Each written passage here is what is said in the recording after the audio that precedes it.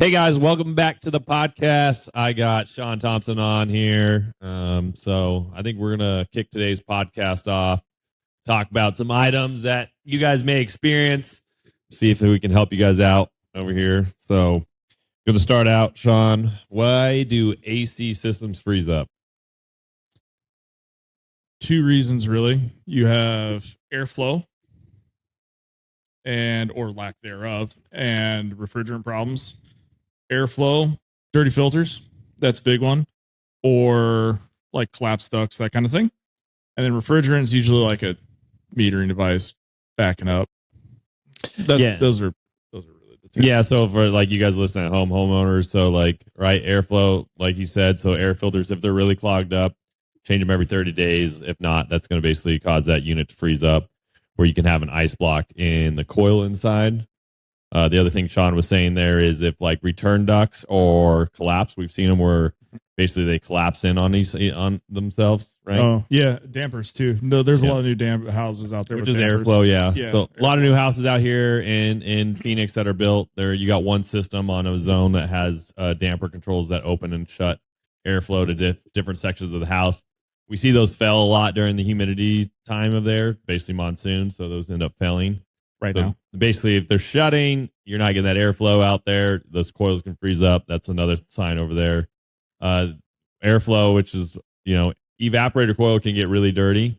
So, I mean, that's part of airflow, Yeah. but so like just standard maintenance. So if you guys are not doing that, that's another reason that those can get frozen up is the evaporator coil getting plugged up with dirt, debris, pet hair, pet dandruff, whatever, you want to name it. Because people don't change their filters. Yes. So filters on there. Other one is big issue is the airflow issue, right? So a lot of times, you might get a brand new unit that's installed. So plenums, which we'll define what that is real fast. It's basically the box that goes on the back of the unit and the front of the unit. Mm-hmm. Sometimes those things are undersized, or the contractor never even put one on. Those should be put on. Those help with static pressures and stuff like that. So static pressure is a big thing when these things get installed. The engineers want the static pressures to be at a certain number, and depending on what type of unit you have, those readings should basically you should take those readings. But you could put those plenums on, but if you don't have the right size return size on there, so the flex is not wrong size, that can cause an issue as well. Too small. Most of the time, it's always too small. Normally, yeah, your returns ended up being too small. Supply ducts, they're not the right size on there, so that's another big issue up there. Yeah, I think it's the statistic is like 70% of homes have undersized ductwork. I think it is what that is. Yeah, I think SRP, Right SRP says, well, I think 30% of homes are leaking, 40% of homes are leaking airflow. So airflow is a big one. So that's the thing. Like, yeah, you might be getting these units installed. The home builders put, so where you change your filters out, there's two different types of grills. There's stamp face grills, and then there's bar type grills.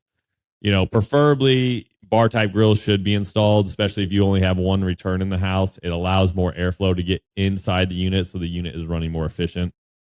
Now that we've switched over to this new refrigerant, R32 and 454B, you talk to a lot of the trainings that me and Sean have gone to. You talk to the reps that are, helping you on technical diagnosis. And the big thing that me and Sean have seen and read and all these things is they all say airflow, right? So these newer systems are just requiring better airflow to work. So if you guys are experiencing your unit working harder or it's freezing up, like Sean said, number one thing is going to be airflow. So that's going to cause it. And then, we talked about refrigerant. So metering device, TXV, there used to be pistons in a lot of units, just basically allowed enough refrigerant to get it in the coil at a consistent rate. These new things are actually metering on there. They're TXV, thermal expansion valves. Those do fail. So basically that valve ends up basically shutting all the way. Refrigerant's not getting into the coil. It backs up, ends up causing a freeze up, and you will sit there and run that unit for 10 hours and your temperature keeps going up and up and up. And then airflow stops going across that coil because it's starting to freeze up and it can't pull anything across it. Double-edged sword. Yeah, so comes a big ice block in your house. You don't like that. No one likes that. So you would think that it would cool your house, but it does not. No, it does not. So And that's what happens is, if you're experiencing that, it could be a realm of things. The office gets a lot of calls all the time that, hey, my unit's frozen up. You know what's going on with it? Well, it's generally one of those items, right? Check your air filter first. Hey, it could be your refrigerant. It could be low on refrigerant or their metering device. And then, big issue like we talked about is airflow could be the main cause of that problem there. So when you guys are getting these new systems installed, since they've been out, let's say about a year now, make sure the airflow is correct, especially when they're getting installed. I mean, that's the biggest thing. Otherwise, you're going to have a unit that prematurely fails on there. Secondly, you don't want liquid back to that the compressor. So when those units start doing some of this stuff with airflow and that, you end up getting liquid back to the compressor. Liquid doesn't compress, as we all know, and that compressor will end up prematurely dying, and that sucks. So expensive. So that's a big one. So the other one, as homeowners, I think want to know why, they had a unit, especially if they're older. They've had 2 or 3 units, or they've lived in 4 or 5 houses, older systems, their coils didn't leak. You get the comment now, why does my evaporator coil leak? Well, so take a deep breath. Yeah, we're going to be here for a minute. So the old R22, which is like the Lord's refrigerant, the best refrigerant out there. Sean's opinion. I'm a little biased. Your standard pressures are about half of what your current refrigerant levels run at. So you're looking at a low side of about like 75 to 80 psi, high side of about like 280-ish, 300, depending on a really hot day or not. And on this new stuff, the 454B or heck, even the 410, you're looking at. Let's start with 410, right? Let's keep it simple for 410. Let's keep 410. Keep it simple for the homeowners. That's what most homeowners have right now. So we went from R22. Yeah, because most people aren't going to know this, right? Yeah, we went from R22 to 410A, and 410A is when we started seeing leaking coils. Yep. And in 410A, we went from like 75 on the low side to 140 on the low side. So doubled. Doubled. And then on the high side, we went from, let's just say 300 to like 450, 500 on the hot days. So all these pressures just jacked way up.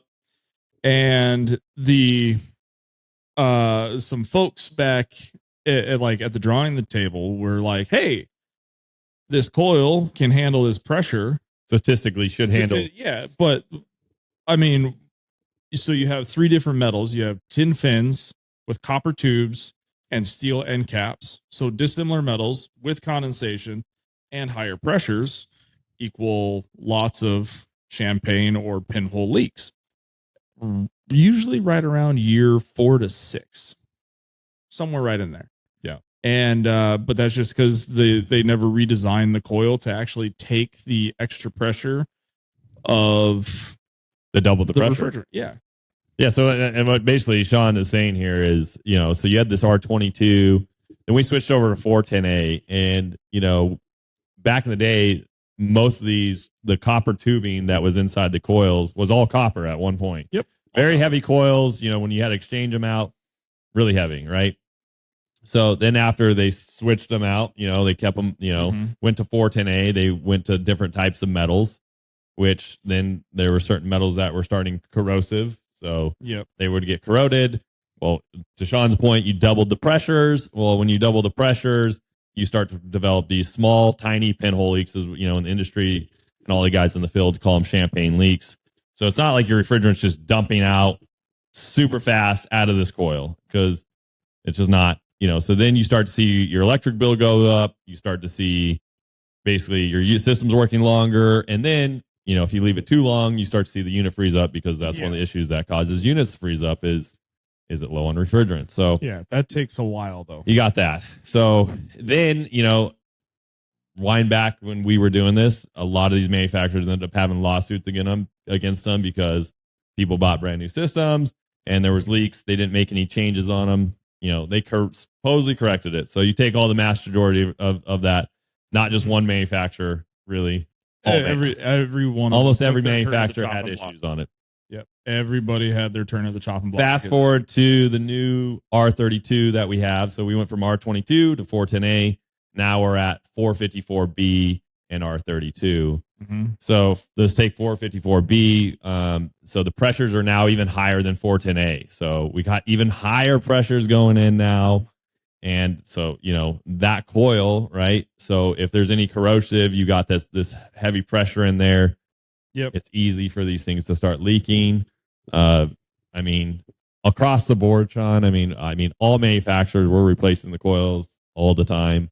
I don't think there's not a manufacturer out there that I would say is safe against these coil leaks. No, we replace them all the time. It's kind of I hate to say it's the new norm, right? Like it's the new norm that it definitely feels like it. It definitely feels like because we probably do what at least four coils a week.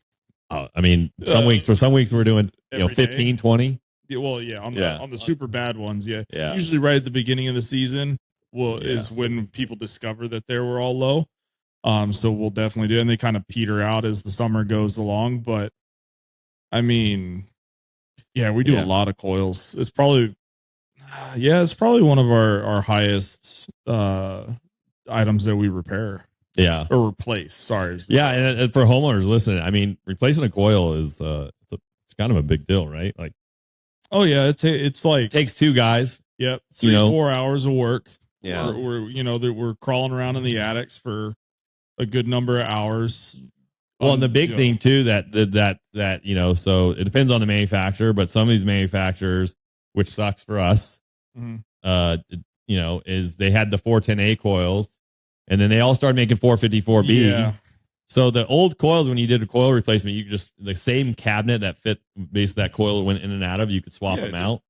But now some of these you got to do a whole case change out. So it doesn't match up to the plenum, it doesn't match up all the way. They're usually like 6 inches longer. Yeah, so now you got to redesign. You got to redesign it to make it work how it should. So that's been an issue. So basically, guys, as homeowners, if you're a first time buyer of a house or you're new to a homeownership, I hate to say it, but yeah, your coils are going to probably leak at some point. If they don't leak, you're one of the lucky ones. That's just how it is. It's incredibly rare. Homeowners that take. Even our office manager, Jeff, he's like, man, I had a unit for 17 years. It didn't develop a leak till I think year 15. And, he had a guy that would just charge it up and get him by. Then me and you were actually the ones that replaced it later on with the 410A system. Yeah. But, you get all that it just, as a homeowner, it's like, well, I had nothing. I didn't have to do anything for 15 years. And now it's like, you get homeowners that are moving in. They're like, my house is brand new. It's 2 years old. The coil's leaking. And that just sucks, it's so basically higher pressures, corrosion, the type of metal they're using now. And nothing is made like it used to be anymore. Yeah, hands down. Nothing. I don't think anyone will. Yeah. And you got these robots putting these coils together, and mistakes happen. Yeah, they do happen. But, it's just, I hate to agree with you on this, but yeah, it's kind of the new norm, and it just, yeah, like my big suggestion for anyone, right? Like as we have repairs coming up, like, just like anything else, you save for vacation. You almost need a little savings account now for repairs, right? It's not even just air conditioners.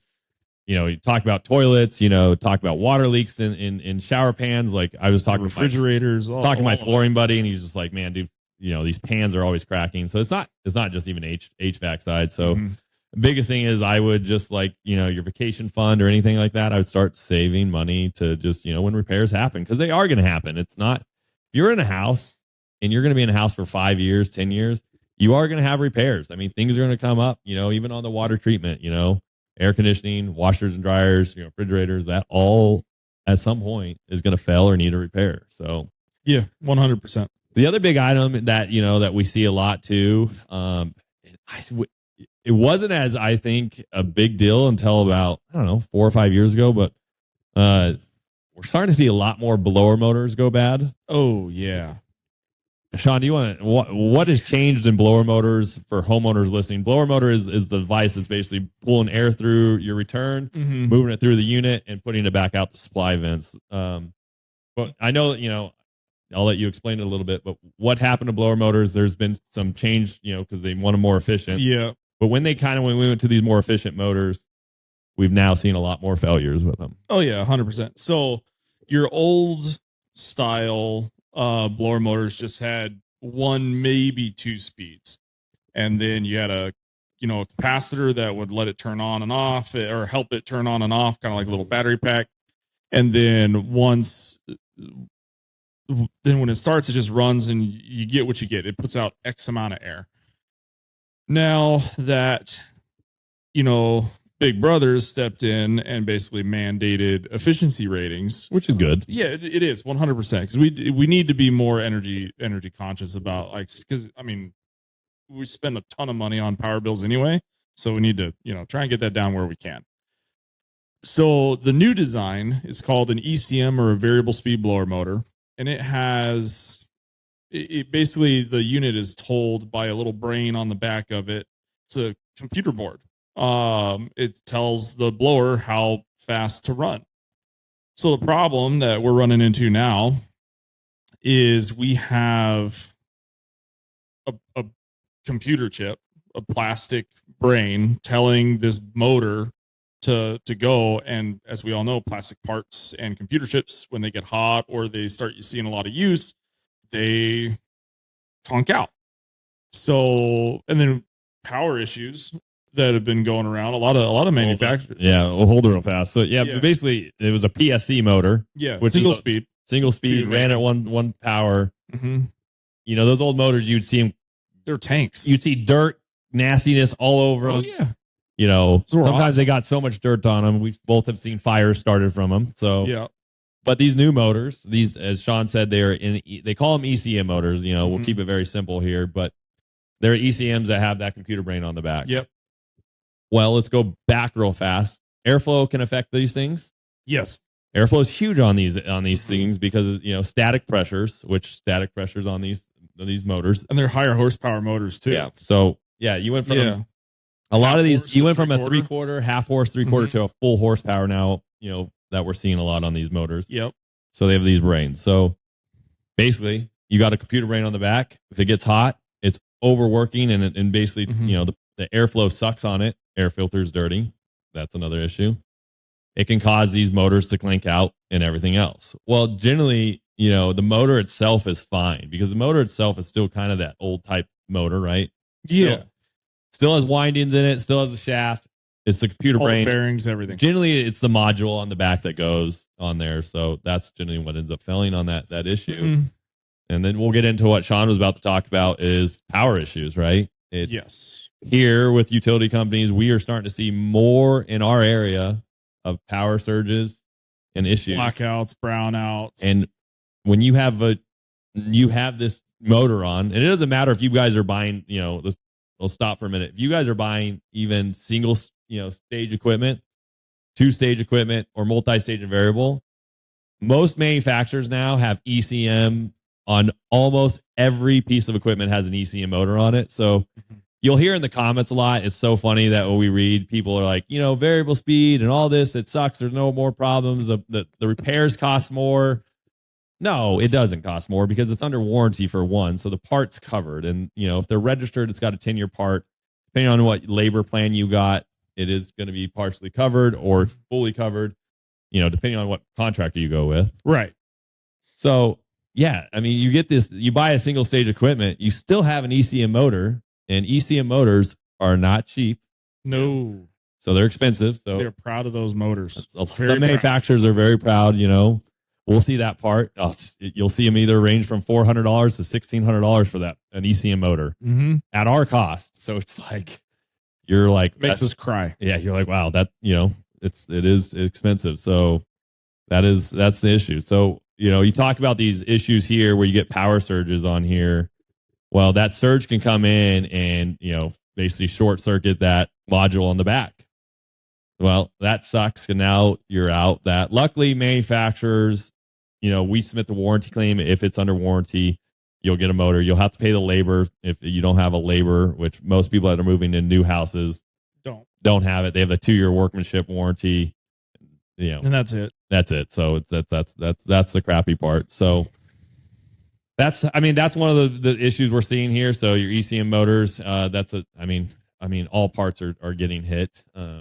Yeah, I mean we've seen to the point where it's taking out boards and blowers at the same time. That's kind of rare though. Usually it just takes out the ECM, and we're pretty that it is what it is. But what can a homeowner do at home to protect their new ECM motor?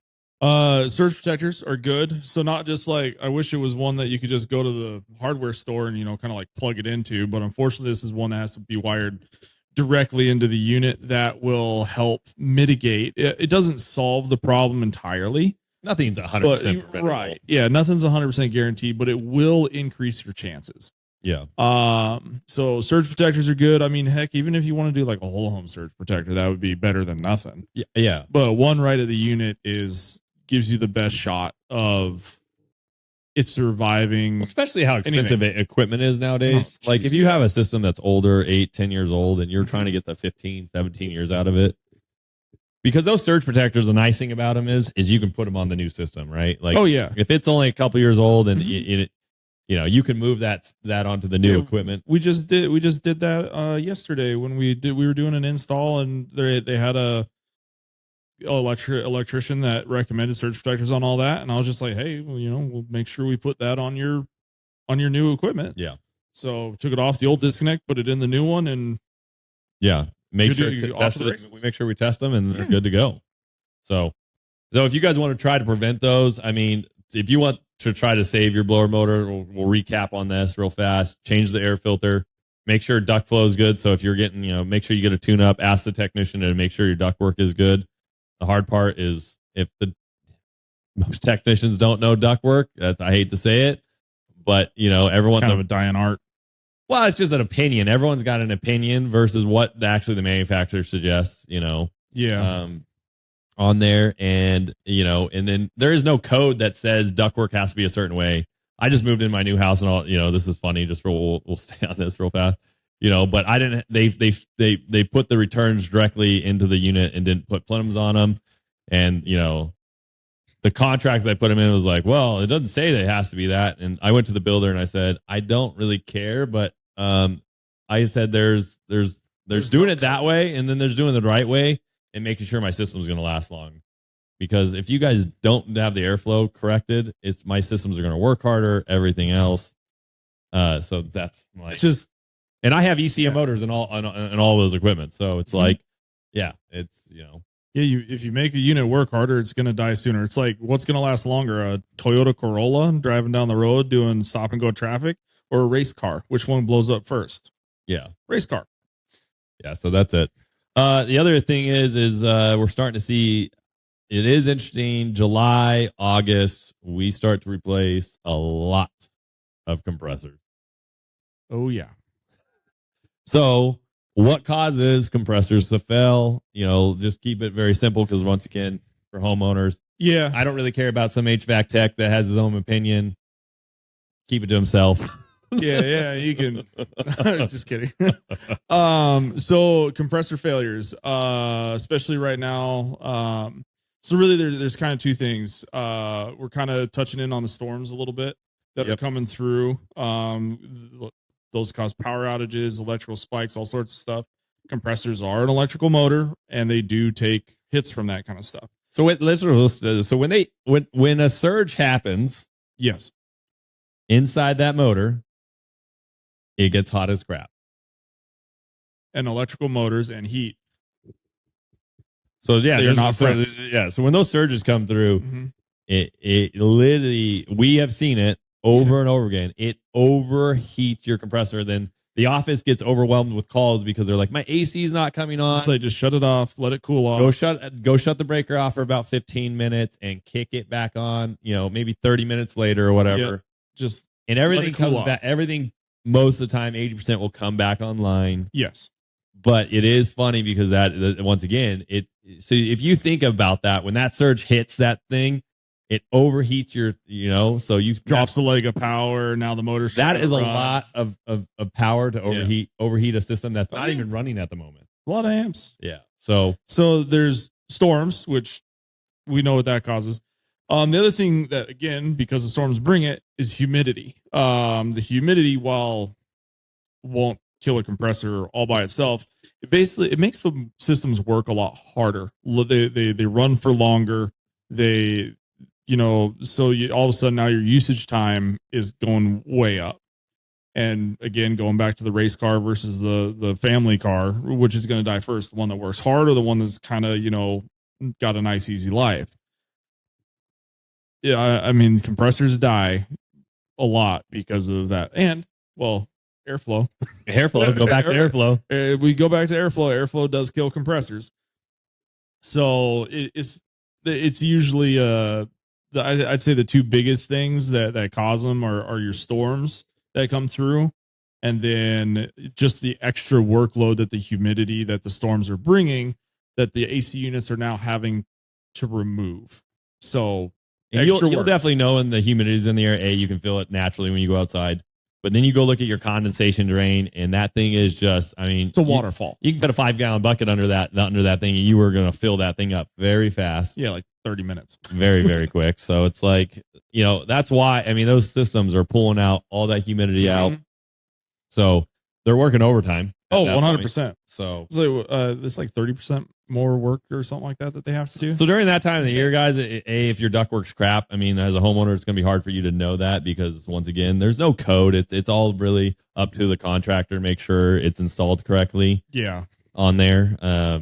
But like the biggest thing you can do is make sure you just I say every 30 to 45 days, but during monsoon season, I mean, check it every 2 weeks. At least check it every 2 weeks. We were at that call in Gold Canyon where that compressor, the unit's 3 or 4 years old. That unit's going to fail, more often because it's the unit's a 3-ton. It was a 3-ton unit. Yeah. With a 10-inch duct. With a 10-inch duct. So it's just like that unit was not breathing. It's like trying to run a marathon breathing through a straw. Yeah. It's just like, it wasn't going to happen. But that was the contractor that put it in. I mean, it just didn't have the right size return. Everything else like that, the installs that we did yesterday, I think we upsized both the returns on those. So yeah, and we ran a new one. Yeah, today where I know we're running. I know today we have a job that we're running extra return to make sure that thing's working correctly because it didn't have enough return on it. It is funny because you'll see these pictures of people saying, "Hey, I'm going to save you money," and then you see their install pictures, and you're like, "That return's too small. That return's too small. That return's too small." So how did you reuse the old plenums or didn't use a plenum at all? Yeah. Like are you really saving them money? You're saving them money up front by giving them the expensive, cheap option. Yeah. But in the long run, it's a losing game. It's a losing game because it's like I'm glad you saved me $2,000 up front, but you really cost me $5,000 down the road because you forgot to register. Yeah, more like $15,000 because you got to replace the unit way earlier than you're supposed to. Yeah, and that's the thing. It's just these equipments they're not as built as tough as they were, like Sean said. So that's just you got to be a little nicer to them nowadays. You really do. You kind of have to baby them almost, which is funny. Yeah.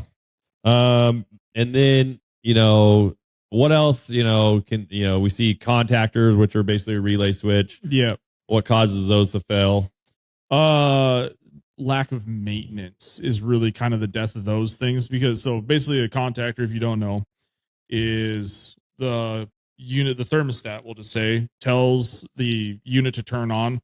And that is a little contact switch that closes and it allows power to go to the compressor and the fan motor and boom, you got your cold air.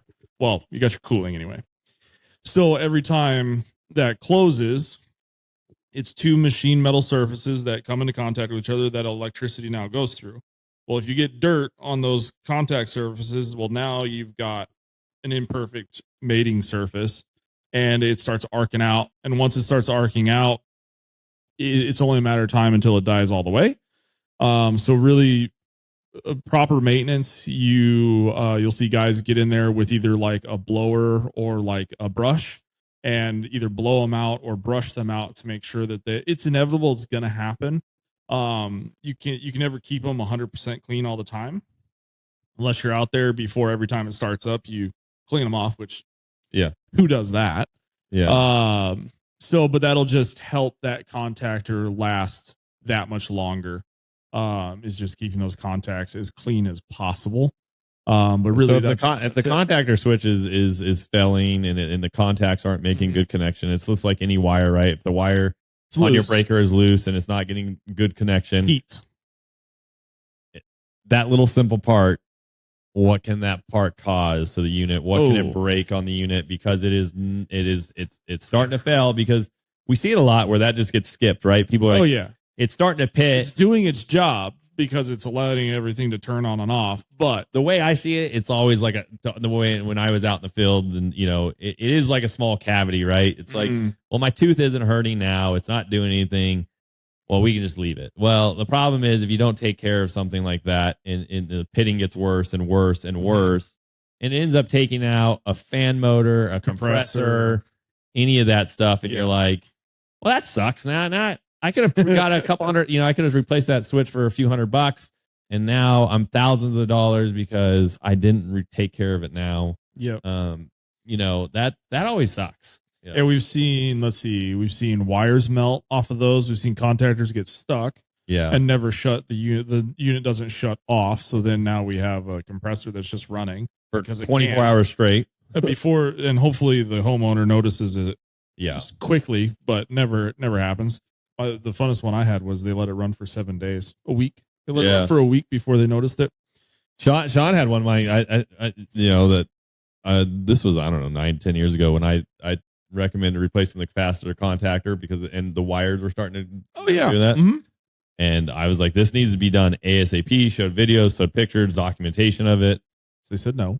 2 days later, everything got too hot and the wires melted, and it melted everything in the cabinet.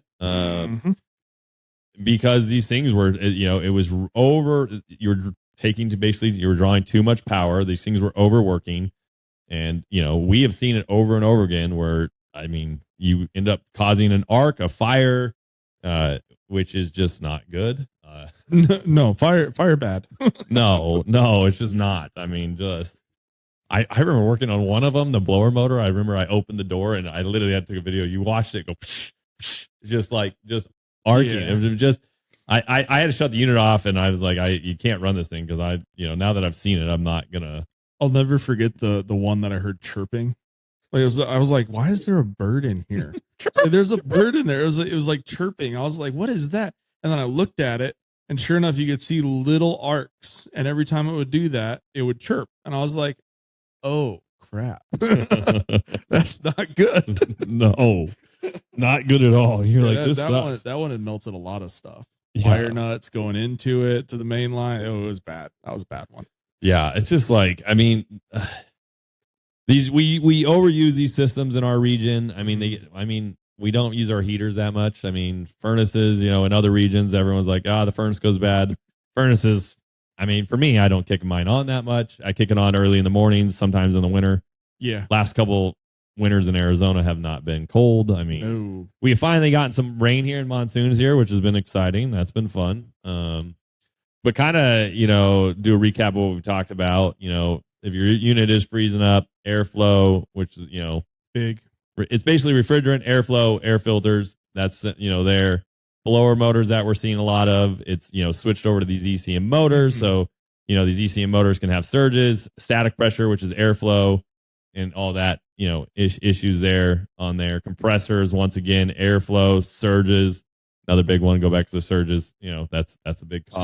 So basically, what I'm hearing is airflow or poor airflow kills everything in your unit.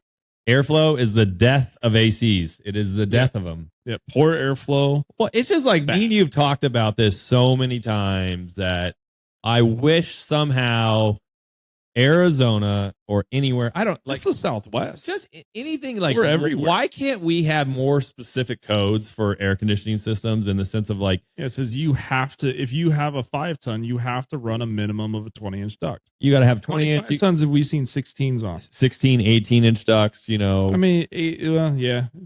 Every unit should have a plenum on it. 100%. Like I get, room can be an issue in an attic. So yes, sometimes you're limited to that, but like, there's always ways around it, where we've had to run custom plenums. Where we've had done custom plenums, you run them up wise, like Or when the houses are being designed, Yeah. the architects put in, wild thought, I know this is crazy. The architects put in enough space for everyone to have plenty of room. But I realize that messes up the aesthetics of the house sometimes. So my bad for suggesting that.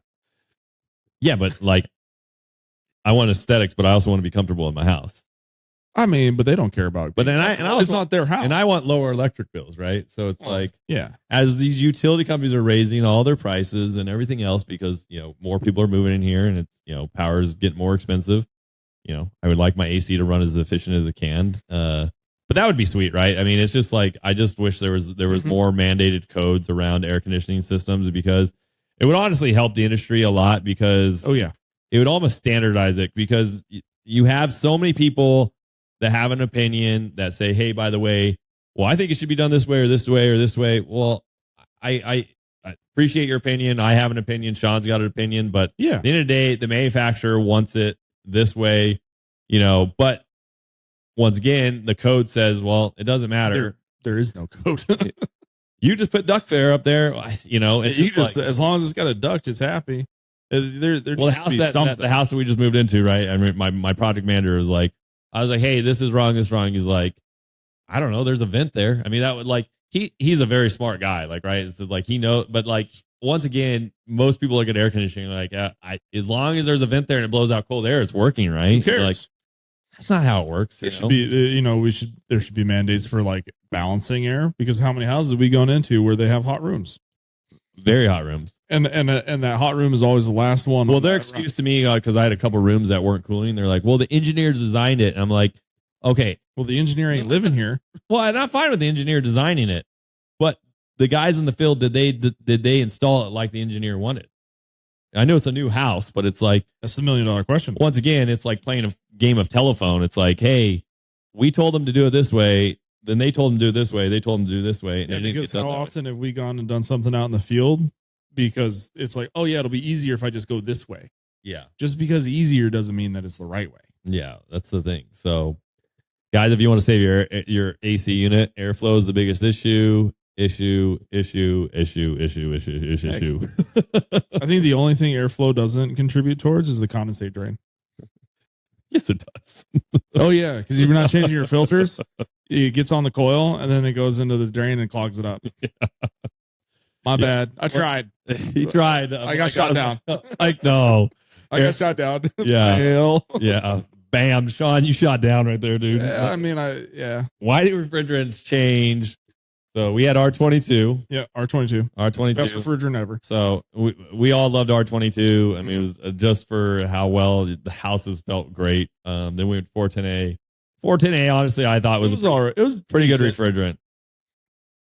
I'm just going to be this new stuff, 454B and R32. You have all these new sensors that are required, A2L sensors, RDS sensors, whatever you want to. We've already had a handful of them fail because they got a little wet. It's what's interesting is the other day we didn't install this equipment, but we replaced a coil that had been leaking, and there was an A2L sensor, that was in the system. The system didn't shut off, so it didn't connect, didn't detect it. Detect the leak. But it's like we've gone to this new refrigerant, and it has all these extra sensors on it. The units, in my opinion, they a little more vibration now out of these new units because the pressures are higher. Oh yeah. But they keep switching, because it's better. The refrigerants are getting better for the environment, which is good. Yeah. I'm good with that. But it is, I mean, the hard part, and now it's like we now have manufacturers that have, taken, either we have manufacturers using 454B, we have, manufacturers that are using R32. Oh yeah, yeah. I saw I was reading some posts the other day. Rare that we use R32. Yeah. The stuff that we sell, we use a lot of, most of our equipment, I would say 98% is 454B. Yeah. Yeah. I was reading some things through this page. This one contractor was talking about when it gets over 110, all their R32 systems haven't done well in that environment. I mean, us as a company, we haven't experienced that with 454B. Not really. So as a homeowner, right? I mean, basically you've gone through these switches. So there's always going to be some kinks. Even when we went to 410A, that's where we saw the coil leaks that we talked earlier. Oh yeah. We saw a lot of coil leaks. Coil leaks ever since that started with 410A. And then the compressor chatter too, because they Yeah. swapped the compressor designs for 410. Yeah, so we've seen some kinks. You know, I think 410A started getting worked out. It actually started being really good. Yeah. So we've worked over to this new stuff. Once again, there's going to be kinks have to be worked out of this. It's like, I know anything different. You know, there's going to be some issues. There's going to be some trial and error with everything. I mean, just because the engineers say in the field that, hey, by the way, 410A is going to work in the R22 coils, does not mean, you know, that it actually everything's going to be working handy and great, perfect, like it should out in the field with the new stuff. But once again, I mean, we talked about it. We'll go back to it. Airflow. All these manufacturers are just saying airflow, airflow, airflow, airflow. So when you are getting these new systems installed, make sure the airflow is getting done correctly, because that is the biggest hype that and all the trainings that we're getting and the classes we've taken and everything else on this new stuff. Everyone talks about airflow. So change air filters and then make sure the ductwork and plenums and system is sized correctly. Especially in an older home, because the older homes with the R22 was very forgiving. But rarely, unless you have a fairly stand-up company, will that company upsize to the newer ductwork or like to the appropriate size ductwork. So you might have R22 ductwork for a 454B or R32 refrigerant system now, and like you have to have the ductwork right, or it will not work. Yeah, so at least not well. No, it won't. So to wrap up, make sure you guys are basically doing AC tune-ups on your unit, picking a qualified contractor, making sure airflow is done correctly. The biggest filters. That's the biggest thing you keep. Yeah, filters, change the filters. So, once again, Sally always wants us to be make fun of us, and she always has some guessing game for us. So I guess so. Earlier, she gave us an object that's in the office, which office could be the warehouse in the back or up here. Yep. Apparently. I know mine. I don't know yours. So we both got to ask some questions. We'll both, we'll do one at a time. So okay, one question. Like you ask. No, I'm going to ask you until I get yours right. Oh, You're going to ask me until you get mine right. So I got, okay, let's go. Let's got go. this. Is yours on a desk? It can be. Is it a person? No. Okay. It can be. Does it stay on the desk most of the time? Stay in the desk? On the desk? No. No. Well, I mean, no. We'll just say no. It's one of those weird ones. You'll know once. I know. I get it. It's always weird. Yeah. When it's here, yes. It's usually on a desk. Okay. Is it an energy drink? Is it an energy drink? Yes, it is. Bam. I knew it because Richard always names his. But which energy drink? Oh my! Which energy drink? An Alani? No. A Bloom? No. Monster? Yes. Boom. A Monster energy drink. Boom. Got it. Okay. Locked, loaded. Now yours. Yep. I got to guess yours. Yep. Oh boy. Let's go. Does it belong? Well, we'll just repeat some of the same questions you had. Does it belong? Do you usually find it on a desk? No. No, you don't find it on a desk. Does it have wheels? No. Is it in the office? Yes. Not the warehouse? Not the warehouse. Well, I mean, it can be in the warehouse. But it's usually in the office. Yeah. Is it in your office? It can be. It can be. Is it right now? No, it's not right now. Not in not in my office right now. Can be. It's in an office. Doesn't have wheels. This is cruel. This is cruel. Obviously, you can't drink it. I highly doubt she'd give us both an energy drink. No, she didn't. It's not an energy drink. I'll say that. Man, I don't know what else to ask. We were doing so. What's that? I know. Usually I just feed off this guy. And you're way better at this than I am anyway. I don't know. You're pretty good earlier when we do it, All right, come on, let's go. Is it electronic? No. Not electronic. No. Do you sit in it? No. No. I'm gonna say no. I'm gonna say no. I'm gonna say no. Is it Jeff's cart? It's not Jeff's cart. I've sat in Jeff's cart and I almost broke his cart. Yeah, I almost broke his cart during a giveaway thing that we're doing, and he looked at me. He was like, "Seriously, Rusty?" I'm like, "My bad." My bad. So you say no, you can't. You don't. You're not supposed to sit in it. It's basically what you're. I mean, you could, but you're not supposed to. It's not like no. It's like the bucket trash can. It just you wouldn't sit on. You wouldn't sit on it at all. I wouldn't sit on it at all. I think. Yeah. Come on, keep asking. Well, keep asking. It's not electronic.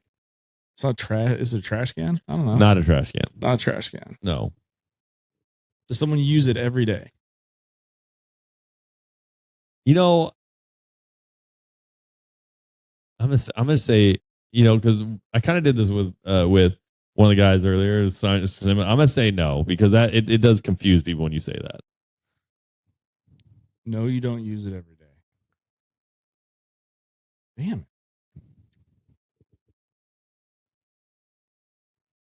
it. It's in the office right now. In the office right now. It's in the office right now. Like this office right here. Not my office, but it's in the office. It's in the office. This is a printer. It's not a printer. I'm just going to start listing stuff off. Jeff's golf clubs. No. I'll help you out. It was close. What's that? Your last question, or your last. Jeff's golf clubs? I'm going to say it was close. Is it a specific club? No, it's not. It's not the clubs? No. It's not his golf bag? No. It's in his desk, though. Is it just tree that he's got in there? No, it's not a tree. It's sitting right next to him. I'm trying to help you out. It's not. That wasn't a very good hint. I'm really bad at this game. Let me help you out. I'm trying to help you out a little bit. I kind of made a comment about energy drinks about this earlier. Huh? I made a comment about energy drinks earlier to this person. Sally? Is that a pretty good hint? I mean, I think it's a pretty good hint. I said something earlier when you guys were all here. It's not Sally. No, I know it's not Sally. I know it's not you. It's not a person. Or is it a person? It is a person. It is a person. Is it Jeff? It's Jeff. It is. Bam. Ding, ding, ding, ding, ding. I didn't realize that Jeff was an object in the office. I'm going to have to make sure I tell Yes, Jeff he what is. Sally thinks of. Yeah, don't. Oh, that's what I said. The funny thing is, Jeff is very anti-touchy. So yeah, he's like a little bit of a germaphobe. Yeah, I tried to do my best with that. So, well, hey guys, thanks again for listening to the podcast. Hey guys, if you guys are looking for a contractor in Arizona, or need a suggestion, give us a call. We'll get you taken care of. We have a great crew here. We are locally proudly owned here in Arizona. So if you guys are looking at options on new air conditioning systems, we'll get you guys taken care of. We always normally beat a lot of these big corporate companies that are out there that, are run by these corporate giants, So if you guys are looking for an honest company that's family owned, that is not backed by Wall Street or some corporate people and want to be taken care of, we are all a very tight-knit group here. And we'll all get you taken care of. You guys can request Sean. He's a great guy. Sean has been with me since basically we have started Rusty's Air Conditioning Heating from the get-go. We have grown into now about 15 employees here at Rusty's. So we look forward to taking care of you guys. If you guys are in Arizona, give us a shout-out on social media. Sally's always on there posting videos of us doing funny, silly things on there. What are you talking about? That's just the job. That's just the job description on there. And then check out, we are always doing our giveaways. So if you guys want to get entered on those giveaways, Sally will announce those every 2 weeks. So that is pretty cool. Those have changed from, gift cards to a full stay vacation, car detailing. She's always pushing me to move up the needle there. So if you guys are looking to get something really cool, check us out on social, give us a shout out. And hey, let's rock, let's roll. We'll see you guys this summer. Peace out.